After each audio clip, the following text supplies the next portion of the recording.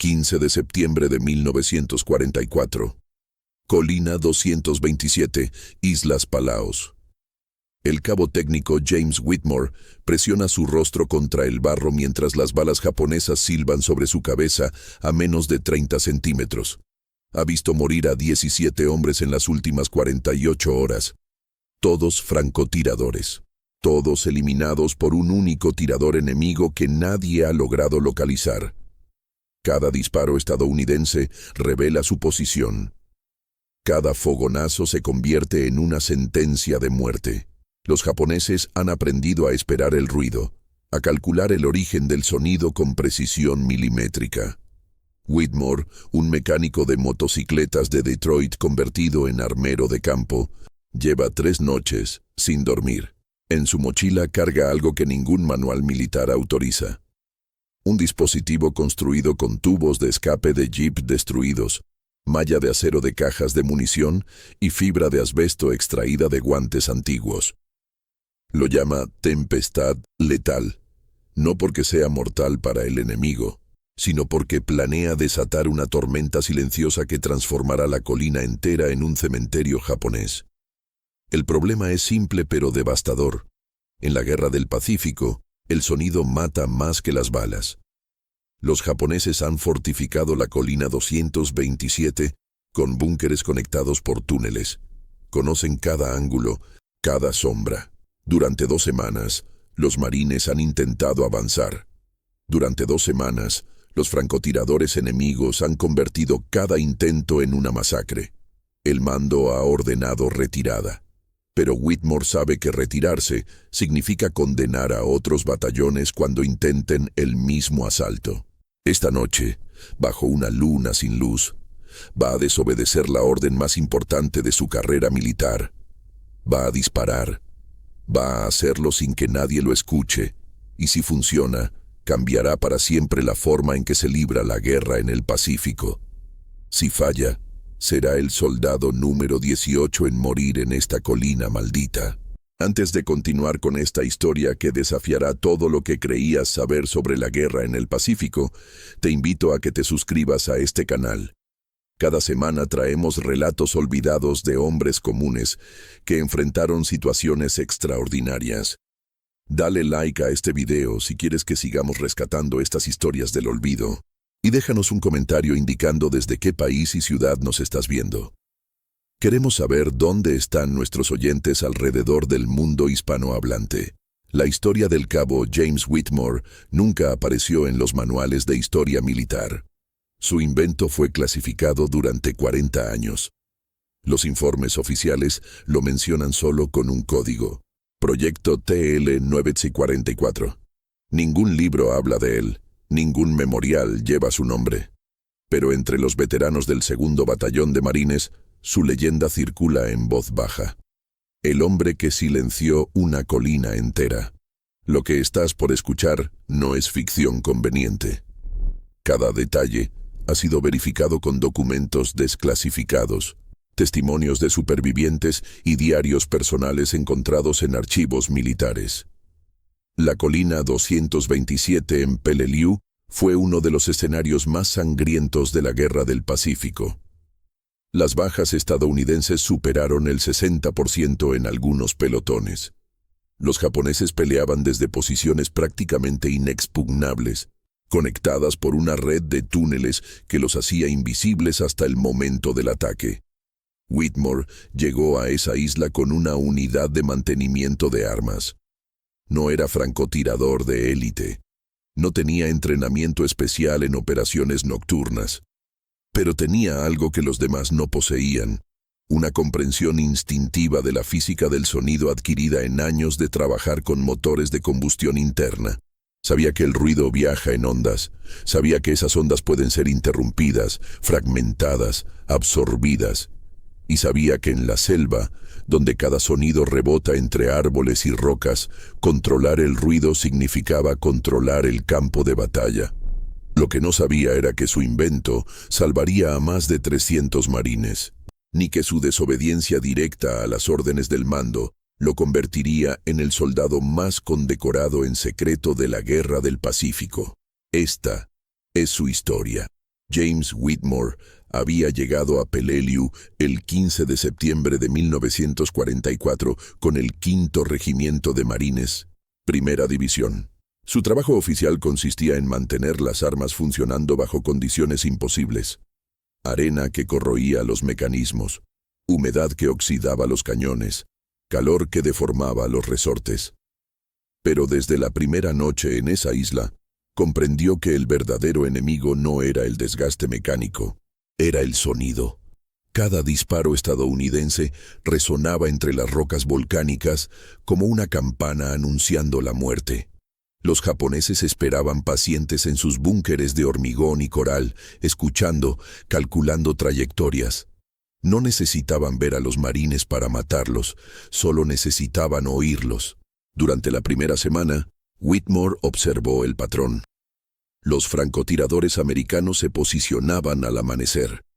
Localizaban un objetivo, disparaban. El fogonazo y el estampido revelaban su ubicación exacta. 30 segundos después, morteros japoneses caían sobre esa posición. Si el francotirador no moría por la explosión, un tirador enemigo lo eliminaba mientras intentaba huir. 17 hombres perdidos en 6 días, todos expertos. Todos muertos por el mismo error táctico. Creer que matar al enemigo valía más que mantenerse invisible. La colina 227 dominaba el acceso sur hacia el aeródromo japonés. Tomarlo significaba controlar toda la zona central de la isla, pero los japoneses habían convertido esa elevación rocosa en una fortaleza subterránea. Búnkeres conectados por túneles permitían a los defensores moverse sin ser vistos. Las ametralladoras estaban posicionadas en ángulos que cubrían cada aproximación. Los morteros tenían calculadas las distancias exactas hacia cada punto vulnerable del perímetro estadounidense. Y sobre todo eso, un francotirador enemigo de precisión escalofriante comandaba la muerte desde algún punto elevado que nadie había logrado identificar. El 21 de septiembre, el capitán Reeves convocó una reunión de emergencia. Whitmore asistió porque había sido llamado para inspeccionar rifles dañados. Escuchó en silencio mientras los oficiales debatían opciones. Bombardeo aéreo intensivo, artillería naval, asalto nocturno con lanzallamas. Cada propuesta era rechazada. El bombardeo solo había sellado más túneles sin eliminar a los defensores. La artillería rebotaba ineficazmente contra el coral endurecido. Los asaltos nocturnos habían resultado en masacres confusas, donde los marines morían por fuego amigo, tanto como por balas japonesas. Reeves finalmente pronunció las palabras que nadie quería escuchar. Vamos a rodear la colina. Dejaremos una unidad de contención y continuaremos el avance hacia el este. Significaba abandonar el objetivo.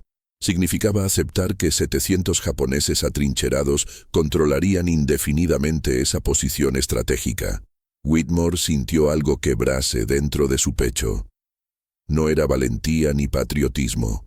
Era simple terquedad de mecánico. No podía aceptar que un problema mecánico permaneciera sin solución.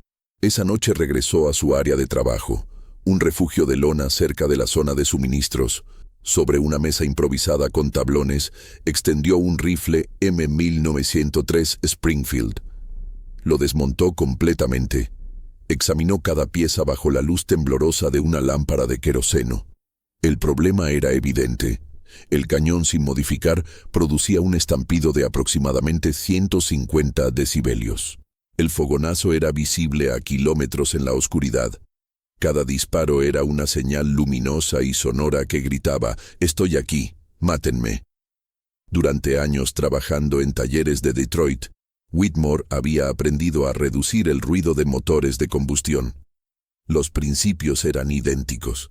La explosión genera ondas de presión. Esas ondas se expanden violentamente. Si logras fragmentar esa expansión, distribuir la energía en múltiples direcciones más pequeñas, el sonido se dispersa en lugar de concentrarse en un estruendo único. Los tubos de escape con deflectores internos hacían exactamente eso. Redirigían gases calientes a través de cámaras que absorbían parte de la energía. Necesitaba materiales. En la oscuridad, caminó entre jeeps destrozados abandonados en el perímetro. Encontró un tubo de escape todavía intacto, seccionado por metralla pero con las cámaras internas preservadas.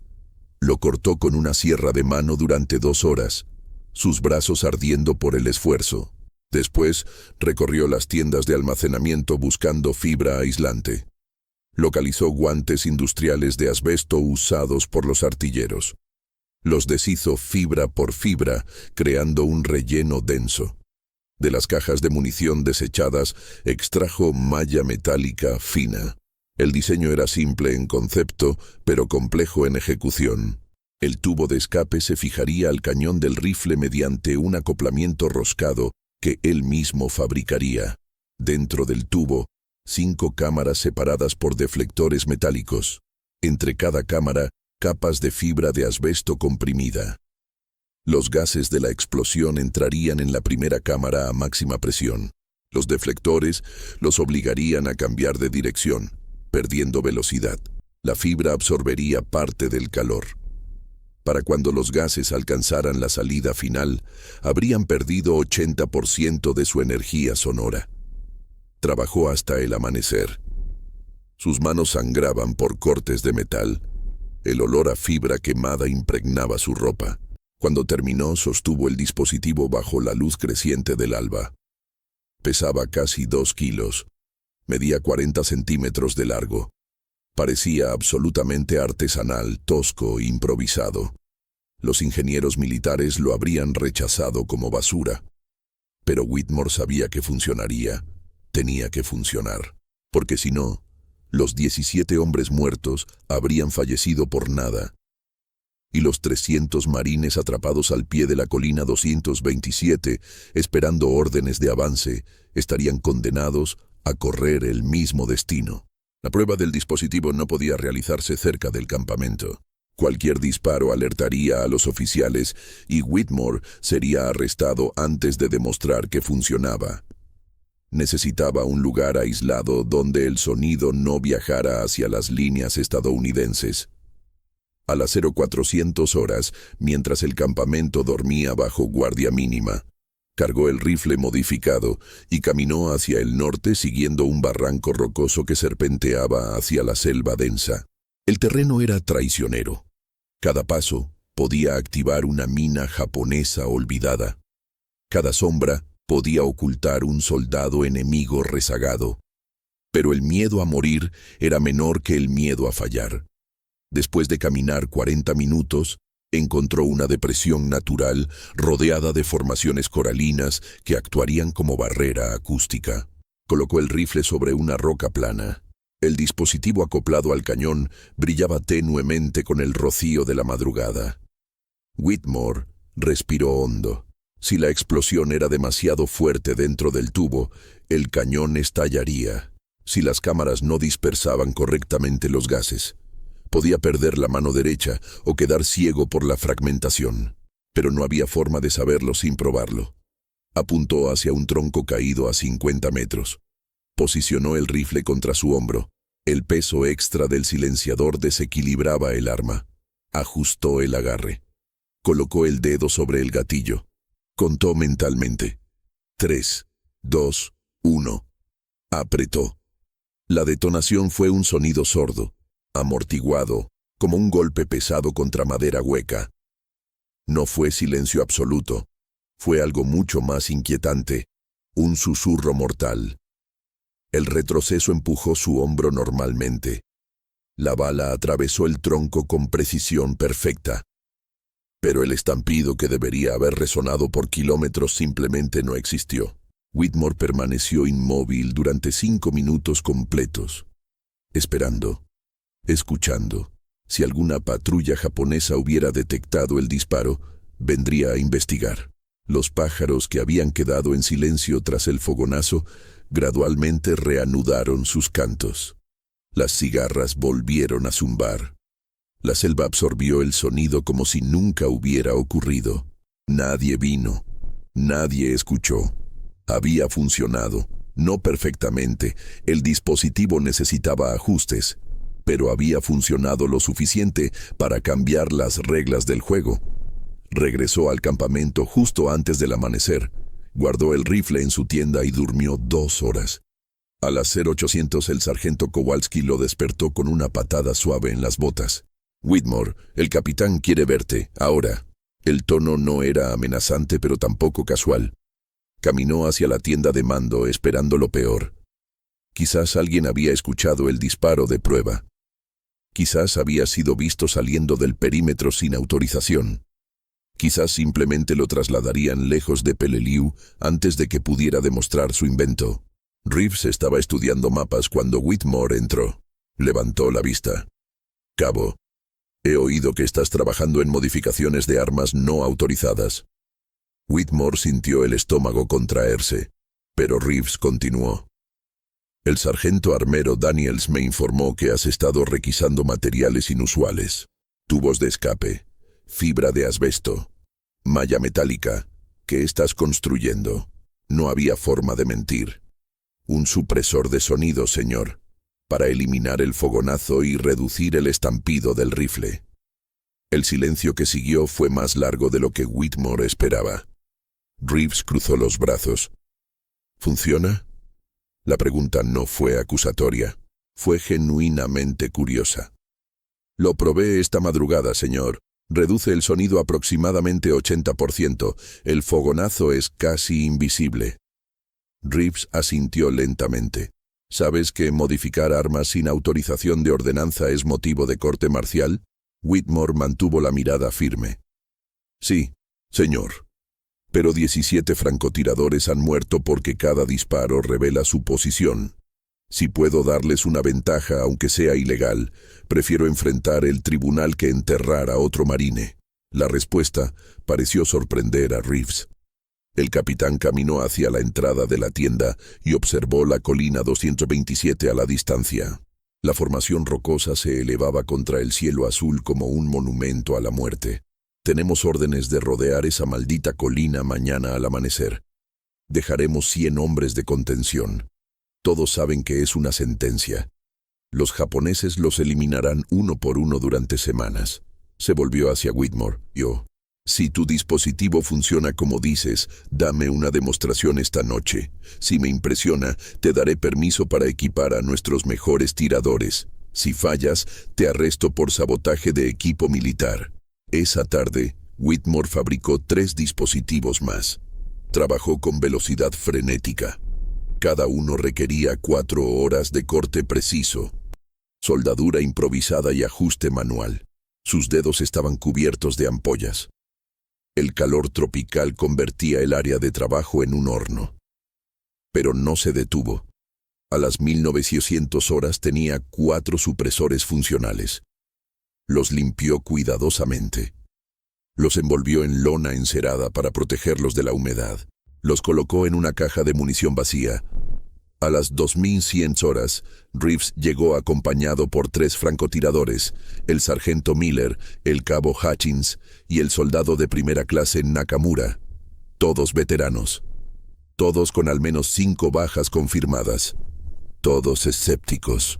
Miller examinó el dispositivo con disgusto evidente. «Esto parece basura de desguace». Whitmore no se ofendió. «Lo es, pero funciona». Hutchins sopesó el arma modificada. «Pesa el doble. Cambia completamente el balance». Nakamura simplemente preguntó, «¿Cuál es el alcance efectivo?». Whitmore había preparado objetivos a 100, 200 y 300 metros. Pequeñas latas colocadas sobre rocas apenas visibles en la oscuridad. «Disparen, escuchen, observen el fogonazo». Miller fue primero. Apuntó hacia el objetivo a 100 metros. Disparó. El sonido fue un chasquido suave. La lata voló por los aires. Los 4 hombres se miraron en silencio. Hutchins disparó hacia 200 metros. Otro chasquido, otro impacto. Nakamura eligió el objetivo más lejano, 300 metros. Ajustó el visor, contuvo la respiración, apretó el gatillo. El sonido fue apenas audible. La lata cayó. Reeves no dijo nada durante 5 minutos. Simplemente observó la oscuridad hacia donde habían viajado las balas. Finalmente habló. Esto cambia todo. Se volvió hacia Whitmore. ¿Cuántos de estos puedes fabricar antes del amanecer? Whitmore calculó mentalmente. Con ayuda de los armeros y todos los materiales disponibles. 15, tal vez 20 si sacrificamos precisión. Reeves negó con la cabeza. No sacrifiques nada. Necesito 10 dispositivos perfectos, los mejores tiradores. Esta noche tomaremos esa colina. Y lo haremos sin que los japoneses sepan qué los está matando. La noche del 22 de septiembre de 1944 sería recordada por los supervivientes como la noche del silencio mortal. Whitmore trabajó sin descanso junto a 2 armeros experimentados, el sargento Daniels y el cabo técnico Morrison. Transformaron el área de mantenimiento en una línea de producción improvisada. Cortaban tubos con sierras manuales. Soldaban deflectores con antorchas de acetileno alimentadas por botellas robadas del depósito de ingeniería. Comprimían fibra de asbesto hasta formar bloques densos que insertaban entre las cámaras metálicas. Cada dispositivo debía ser probado. Cada prueba consumía una bala preciosa. Pero no había margen para errores. A medianoche tenían 8 supresores terminados. A las 0200 horas, 11. Morrison se quemó la mano derecha con metal fundido a las 0300, pero continuó trabajando con la izquierda. Daniels cortó una arteria menor en el antebrazo con metralla afilada. Vendó la herida sin dejar de soldar. Whitmore sentía que sus pulmones ardían respirando humo de fibra quemada. No importaba. A las 04:30 horas colocaron el 15º supresor sobre la mesa. 15 rifles modificados. 15 oportunidades de cambiar el destino de 300 marines atrapados al pie de una colina imposible. Reeves había seleccionado personalmente a los tiradores. No eligió a los mejores francotiradores. Eligió a los más disciplinados. Hombres capaces de disparar una vez y permanecer inmóviles durante horas esperando el siguiente objetivo. Hombres que entendían que la paciencia era más letal que la puntería. Entre ellos estaba el sargento Benjamin Cole, un cazador de ciervos de Montana con 73 días de combate sin una sola baja. El cabo Raymond Fuentes, hijo de inmigrantes mexicanos, que había aprendido a disparar cazando coyotes en el desierto de Arizona. El soldado de primera Andrew Kim, coreano-americano que hablaba japonés fluidamente y podía identificar voces de mando enemigas en la oscuridad. El plan era simple en teoría, pero letal en ejecución. Los 15 tiradores se desplegarían alrededor de la colina 227, en un semicírculo de 500 metros. Cada uno ocuparía una posición elevada con visión clara hacia las entradas de búnkeres japoneses. No dispararían simultáneamente. Dispararían en secuencia irregular. 30 segundos entre disparos. A veces 1 minuto. A veces 3. Sin patrón predecible. Los japoneses no escucharían los disparos. Solo verían a sus hombres caer sin explicación aparente. El terror psicológico sería tan devastador como las balas mismas. A las 0500 horas comenzó el despliegue. Los tiradores se movieron en parejas bajo cobertura absoluta de oscuridad. Cada uno llevaba su rifle modificado, 200 balas, agua para 8 horas y una radio de corto alcance con auricular. Las instrucciones de Reeves habían sido claras. No disparen hasta escuchar mi señal. 3 clics en la radio, después cacen libremente, pero si alguien revela su posición por disparar descuidadamente, lo abandono allí. No era amenaza vacía. Era realidad táctica. Un tirador descubierto comprometía a todos los demás. Cole se posicionó en un afloramiento rocoso a 400 metros al noroeste de la colina. Desde allí veía perfectamente la entrada principal del búnker central japonés. Fuentes trepó a un árbol parcialmente quemado que le daba visión directa hacia las posiciones de ametralladoras enemigas en el flanco este. Kim eligió una grieta en el coral que lo ocultaba completamente mientras observaba el sendero de suministros que los japoneses usaban para transportar municiones entre túneles. Cada tirador reportó cuando alcanzó su posición. A las 05:45 horas, los 15 estaban desplegados. Invisible, silenciosos, esperando. Reeves esperó hasta las 0600 exactas. La primera luz del amanecer comenzaba a teñir el horizonte de gris. Suficiente luz para disparar con precisión, insuficiente para que los japoneses identificaran posiciones de ataque. Presionó el transmisor 3 veces. Clic, clic, clic. Cole fue el primero en disparar. Un soldado japonés emergió del búnker central llevando una caja de municiones. El disparo lo alcanzó en el pecho. Cayó sin sonido, sin grito. Simplemente dejó de existir. Los otros 2 soldados que caminaban detrás se detuvieron confundidos. Miraron alrededor. No vieron nada. Uno se agachó para revisar al caído. El segundo disparo, de Fuentes, atravesó su cráneo. El tercer soldado corrió hacia el interior del búnker gritando. 30 segundos después, 5 japoneses salieron corriendo con rifles preparados. Escudriñaron el terreno. No dispararon. No sabían hacia dónde apuntar. Kim eliminó al que llevaba insignias de oficial. Otro tirador, el soldado Luis desde el sur, abatió al que portaba radio. Los 3 restantes se lanzaron al suelo buscando cobertura. Permanecieron inmóviles durante 2 minutos. Cuando uno intentó arrastrarse hacia el búnker, Cole lo detuvo con un disparo en la espalda. Los otros 2 quedaron paralizados. No se movieron. Simplemente esperaron la muerte que sabían inevitable. Durante la siguiente hora, los japoneses intentaron comprender qué estaba sucediendo. Enviaron patrullas de exploración. Cada patrulla perdía al menos un hombre antes de regresar. Intentaron fuego de supresión disparando hacia las posiciones obvias de francotiradores.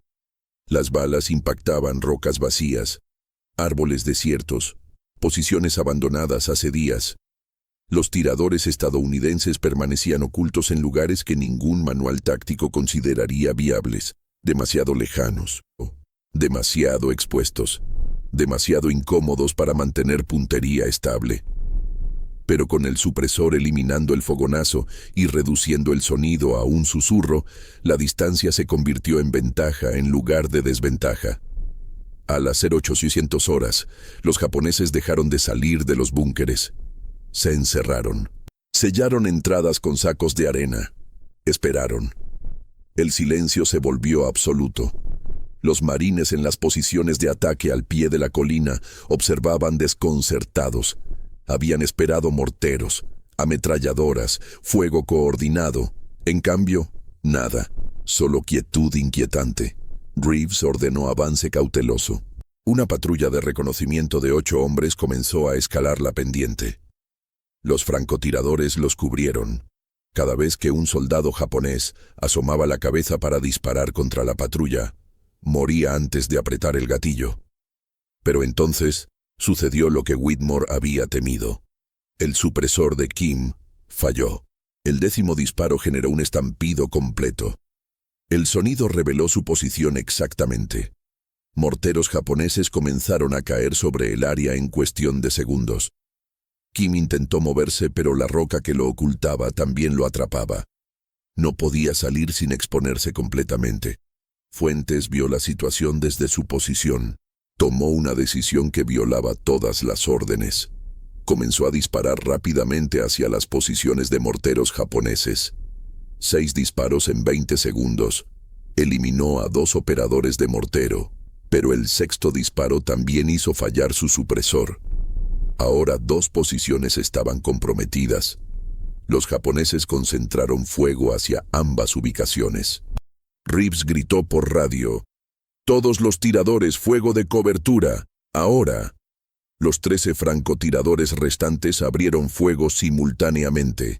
El efecto fue aterrador. 13 balas casi silenciosas convergieron sobre las posiciones japonesas en 5 segundos. 13 enemigos cayeron sin que sus compañeros identificaran de dónde venían los proyectiles. El fuego de mortero cesó.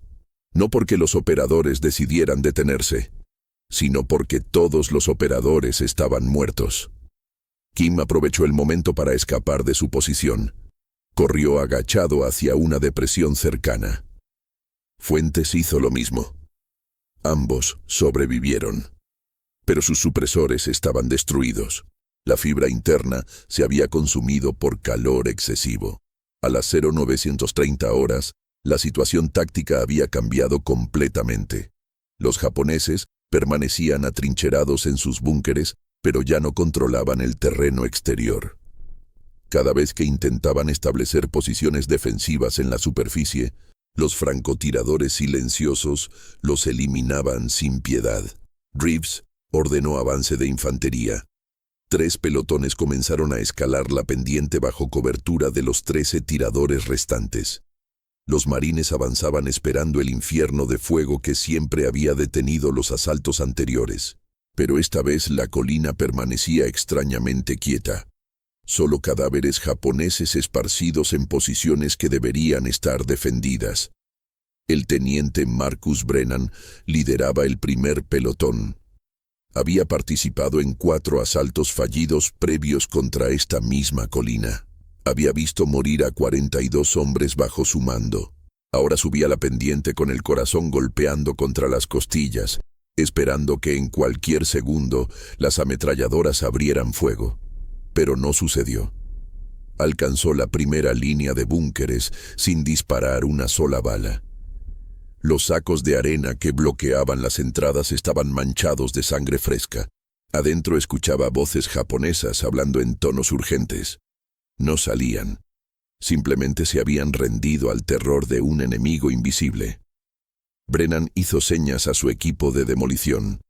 El soldado Kowalski se acercó arrastrando una mochila llena de explosivos de TNT. Colocó cargas contra la entrada del búnker. Todos retrocedieron. La explosión selló permanentemente la entrada.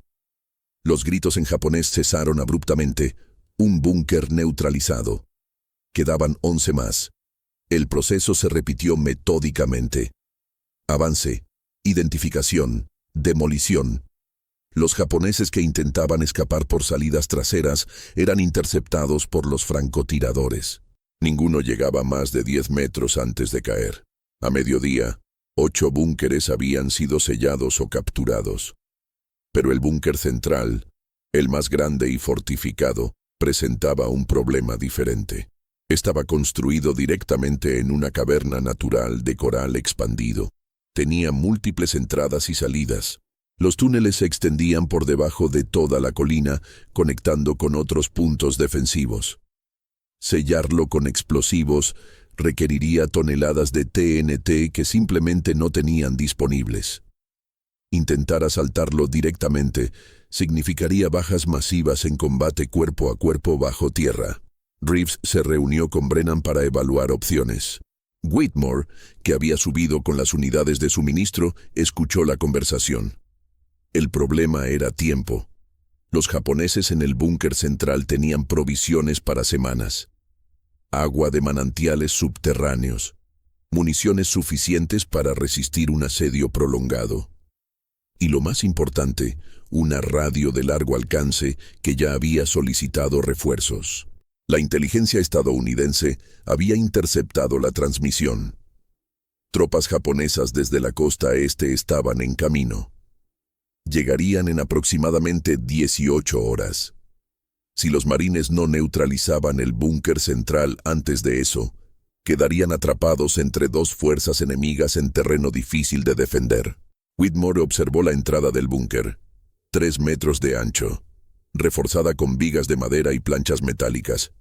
Imposible de colapsar sin equipo pesado. Pero entonces notó algo que los demás habían pasado por alto. El humo. De la entrada salía humo tenue pero constante. Los japoneses tenían fogatas adentro para cocinar. Y donde hay fuego que necesita oxígeno, hay ventilación. Túneles que conectan con la superficie para permitir flujo de aire. Encontrar esas salidas de ventilación significaría tener acceso directo al interior sin enfrentar las defensas principales. Le explicó su observación a Reeves. El capitán inmediatamente ordenó búsqueda de aberturas de ventilación. Los marines se dispersaron por la cima de la colina buscando grietas, hendiduras, cualquier apertura que mostrara movimiento de aire. Fue el soldado Nakamura quien encontró la primera. Una fisura vertical en el coral apenas lo suficientemente ancha para que un hombre delgado pudiera deslizarse. Colocó su mano sobre la abertura. Sintió aire tibio subiendo desde las profundidades. Aquí. Esta conecta directamente. Reeves evaluó la situación rápidamente. Enviar hombres por esas fisuras era extremadamente arriesgado. Quedarían atrapados en espacios estrechos donde un solo soldado japonés con pistola podría masacrarlos. Pero tenían otra opción: gas. Los marines portaban granadas de gas lacrimógeno para desalojar enemigos de posiciones fortificadas. No era letal, pero era incapacitante. Si lanzaban suficientes granadas por las fisuras de ventilación, los gases inundarían el complejo subterráneo. Los japoneses tendrían que salir o asfixiarse. La operación comenzó a las 1400 horas. Localizaron 7 fisuras de ventilación distribuidas por la cima. En cada una colocaron equipos de 2 hombres con mochilas llenas de granadas de gas. A la señal de Reeves, comenzaron a lanzar. Las granadas caían rebotando por los túneles verticales. Segundos después, nubes de gas blanco comenzaron a filtrarse por todas las aberturas. Los marines se retiraron a posiciones elevadas con máscaras antigás puestas. Los francotiradores ajustaron sus miras hacia las entradas del búnker. Esperaron. 5 minutos después, los primeros japoneses emergieron tosiendo violentamente. Los francotiradores no dispararon. Reeves había ordenado captura si era posible. Los soldados enemigos, cegados por lágrimas y ahogándose, se rindieron sin resistencia. 10, 20, 30 hombres saliendo con las manos levantadas. Pero entonces el flujo se detuvo. Nadie más salió. Kim, que hablaba japonés, gritó hacia el interior del búnker ofreciendo rendición honorable. No hubo respuesta. Solo silencio denso y amenazante. Brennan tomó la decisión. Entraría con un equipo de asalto. 6 hombres con lanzallamas, pistolas y cuchillos. Combate de túneles. Lo más brutal y primitivo de la guerra moderna. Se colocaron las máscaras antigas y encendieron las linternas. La entrada del búnker era una boca oscura que parecía tragarse la luz. Entraron en fila india. Whitmore observó desde afuera. No era su trabajo entrar en ese infierno, pero sentía que debería estar allí. Su invento había hecho posible este asalto. Si algo salía mal, era parcialmente su responsabilidad. Los primeros disparos sonaron 5 minutos después de que el equipo entrara. No eran los chasquidos suaves de los rifles suprimidos. Eran estampidos secos de pistolas en espacios cerrados. Gritos, órdenes en inglés y japonés. Después, silencio. Un silencio que se extendió durante minutos eternos. Finalmente, Brennan emergió arrastrando a un soldado herido. Su rostro estaba cubierto de hollín. El túnel principal colapsa a 100 metros adentro. Hay al menos 40 japoneses atrincherados detrás del derrumbe. Tienen ametralladoras posicionadas. No podemos avanzar sin bajas masivas. Reeves golpeó su muslo con frustración. Habían neutralizado el 80% de las defensas japonesas, pero ese 20% restante seguía siendo letal, y el tiempo se agotaba. Miró hacia Whitmore. ¿Alguna otra idea milagrosa, cabo? Whitmore pensó durante largos segundos. Después preguntó: ¿tenemos explosivos suficientes para crear un colapso controlado? Reeves frunció el ceño. ¿Quieres enterrarlos vivos? Whitmore negó con la cabeza. Quiero convertir sus túneles en su tumba. Si colapsamos las secciones correctas, cortaremos su suministro de aire. Tendrán que rendirse o morir por asfixia. Era una solución brutal, pero la guerra no ofrecía opciones delicadas. Reeves autorizó el plan. Los ingenieros de combate comenzaron a colocar cargas explosivas en puntos estructurales clave, identificados por mapas capturados de prisioneros. A las 1700 horas, todo estaba preparado. Evacuaron la zona. Detonaron. La tierra tembló como si un terremoto pequeño sacudiera la colina. Nubes de polvo y escombros brotaron de todas las aberturas. Cuando el polvo se asentó, la mitad de la cima de la colina había descendido 3 metros. Los túneles habían colapsado completamente. Esperaron. 1 hora. 2 horas. Al atardecer, un soldado japonés emergió solo de una fisura lateral. Estaba cubierto de polvo blanco como un fantasma. Caminó hacia las líneas estadounidenses con las manos vacías. Kim habló con él brevemente.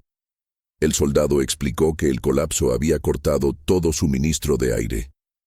40 hombres estaban atrapados en la oscuridad. 20 ya habían muerto asfixiados. Los supervivientes se rendían incondicionalmente. Kim transmitió la información a Reeves. El capitán simplemente asintió. La colina 227, después de 2 semanas de resistencia imposible, había caído. La noche del 22 de septiembre, la colina 227 perteneció finalmente a los marines. Pero la victoria tuvo un sabor amargo. 17 hombres habían muerto en asaltos anteriores. Otros 9 cayeron durante el ataque final. 27 heridos graves fueron evacuados hacia los barcos hospital. Las cifras eran brutales, pero todos sabían la verdad incómoda. Sin el invento de Whitmore, las bajas habrían superado las 200. La colina habría permanecido en manos japonesas durante semanas más. Miles habrían muerto en el estancamiento resultante. El dispositivo silencioso había salvado vidas de una forma que ninguna medalla podría cuantificar. Reeves redactó su informe esa misma noche bajo la luz temblorosa de una lámpara de queroseno. Describió la batalla en términos tácticos precisos. Mencionó el uso de dispositivos supresores de sonido fabricados en campo por personal de mantenimiento de armas. No nombró a Whitmore directamente. No especificó los materiales utilizados, pero adjuntó una recomendación. Solicito evaluación urgente por parte de Ordenanza Militar para producción estandarizada de estos dispositivos. Su efectividad táctica ha sido demostrada de forma concluyente bajo condiciones de combate extremas. El informe fue transmitido por radio cifrada al cuartel general de la división esa misma medianoche. La respuesta llegó 36 horas después. Un coronel de ordenanza militar llegó en hidroavión desde Guam, acompañado por 2 ingenieros civiles de una empresa de defensa cuyo nombre nunca fue revelado. Requisaron todos los supresores, los fotografiaron desde múltiples ángulos, los desmontaron completamente documentando cada cámara, cada deflector, cada capa de fibra. Interrogaron a Whitmore durante 6 horas. Querían saber cada detalle, cómo había concebido el diseño, qué principios físicos había aplicado, cuánto tiempo podía funcionar cada dispositivo antes de fallar. Si era posible fabricarlos a escala industrial. Whitmore respondió cada pregunta con honestidad mecánica. No intentó exagerar su invento. Admitió sus limitaciones.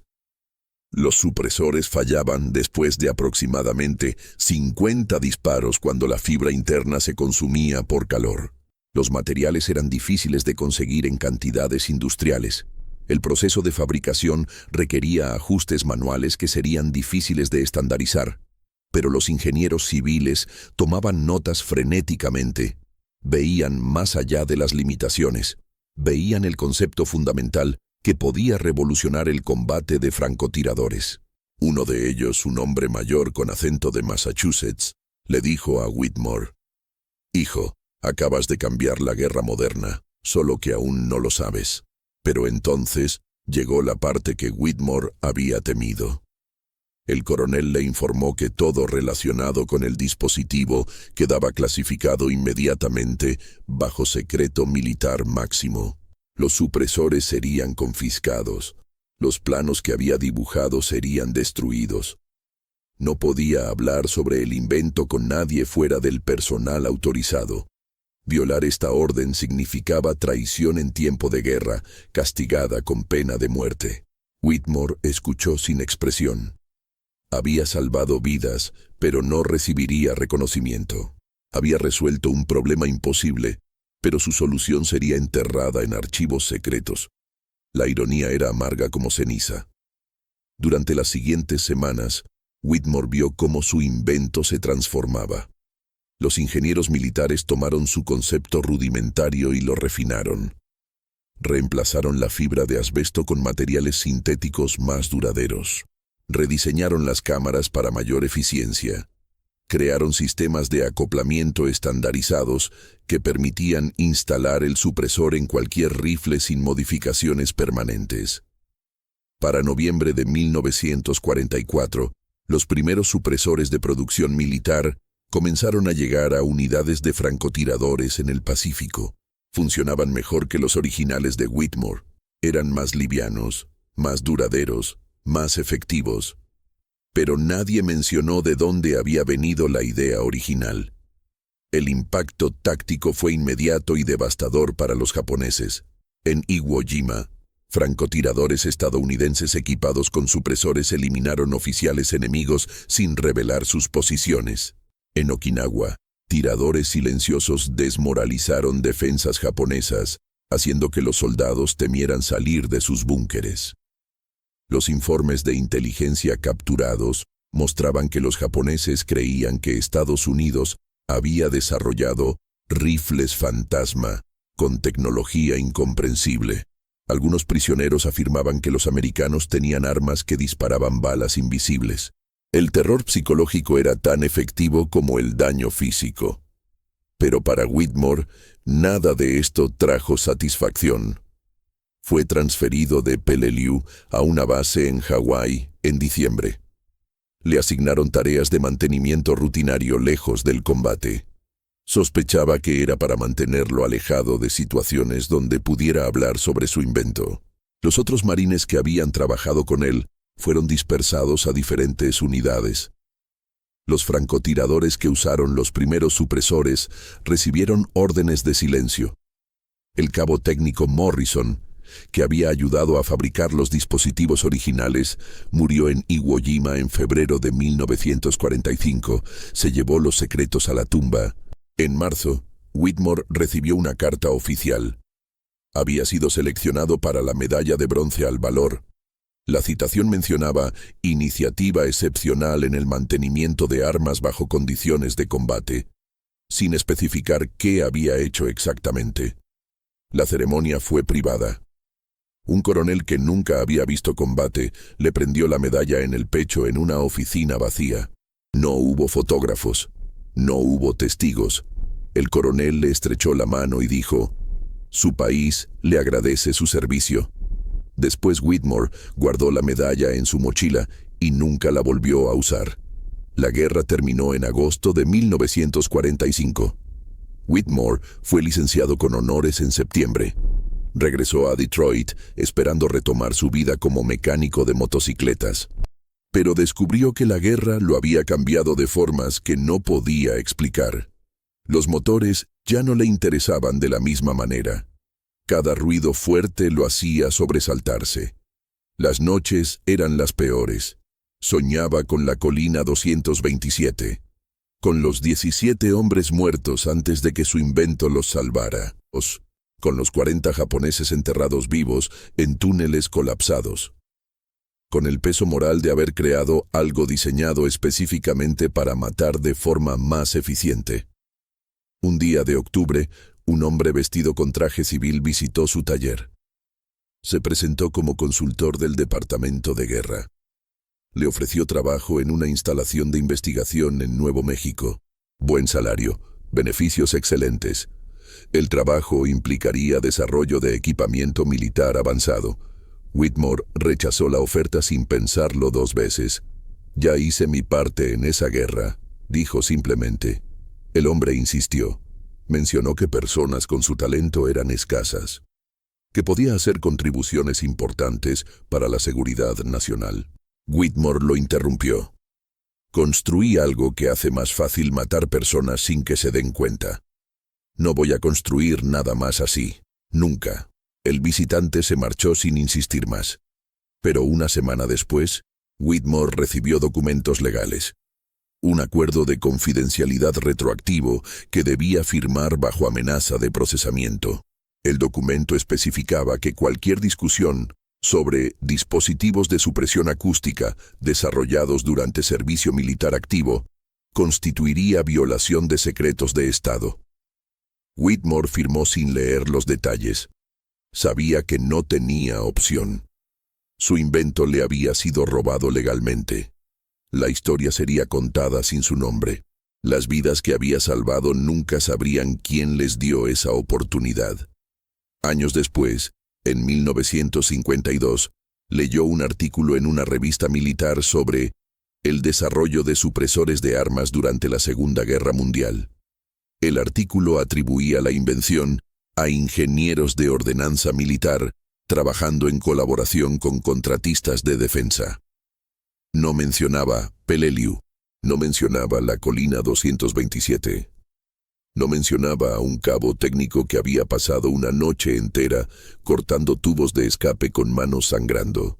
Whitmore cerró la revista y nunca volvió a buscar información sobre el tema. Algunos silencios, comprendió, eran más profundos que cualquier supresor podría crear. James Whitmore murió en 1998 a los 74 años en un pequeño apartamento de Detroit. Su obituario en el periódico local mencionaba que era veterano de la Segunda Guerra Mundial y mecánico jubilado. Nada más. Entre sus escasas pertenencias, sus sobrinos encontraron una caja de metal oxidada. Dentro había una medalla de bronce sin pulir, fotografías borrosas de Peleliu y un trozo de tubo metálico corroído con cámaras internas todavía visibles. Nadie entendió qué era. Lo tiraron junto con otros recuerdos que parecían basura sin valor. En los archivos militares desclasificados en 2004, aparece una sola mención. Informe táctico, Peleliu, septiembre 1944. Uso experimental de dispositivos supresores fabricados en campo demostró efectividad significativa. Recomendar desarrollo adicional. Sin nombres, sin detalles, sin reconocimiento. La historia oficial atribuye la invención de supresores modernos a programas de investigación militar de posguerra.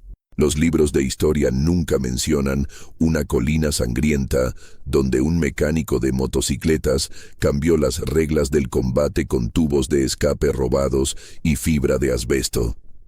Pero entre los veteranos del Quinto Regimiento, los que sobrevivieron aquella noche imposible, existe una tradición silenciosa. Cada año en septiembre, los pocos que quedan vivos brindan en silencio. No dicen palabras. Solo levantan sus vasos hacia el cielo y recuerdan al hombre que les enseñó que a veces la guerra se gana sin hacer ruido. Algunos silencios, después de todo, gritan más fuerte que cualquier batalla.